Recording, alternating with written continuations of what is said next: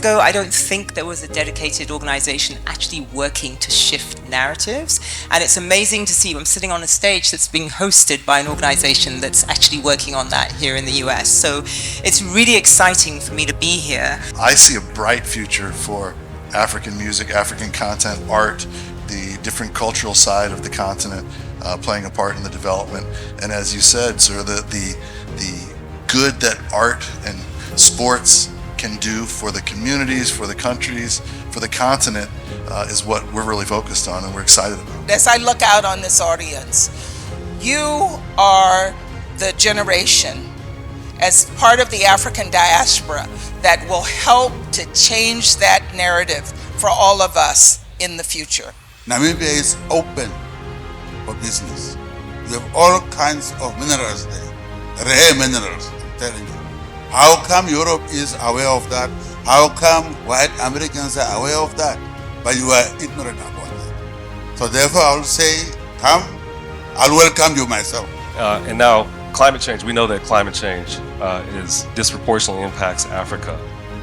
We know that Africa, despite the fact that Africa contributes the least amount to global gas emissions, many countries in Africa disproportionately suffer the impacts of climate change. And so we're working through our AI for Good labs in Nairobi and Cairo to figure out ways to use AI to better predict, to better get ready for, to better defend against the impact of climate change. 90% of all businesses are small and medium enterprises.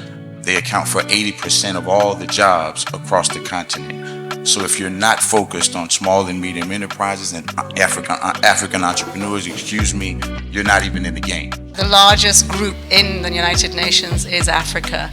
And if it's about Africa, it needs to be for Africa, with Africa, and a narrative that must change to one of partnership, of leadership, of the solutions that we bring to the world with all the challenges that we have.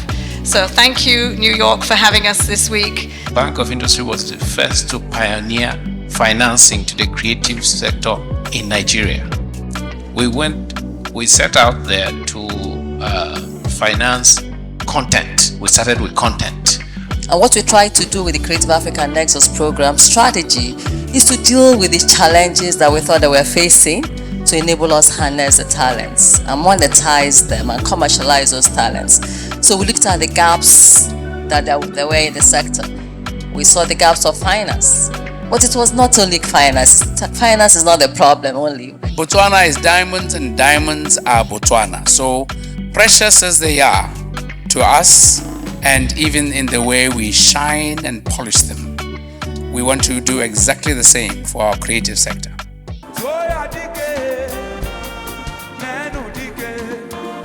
Our incredible sponsors at Microsoft, Afreximbank, Bank of Industry, you rescued this event.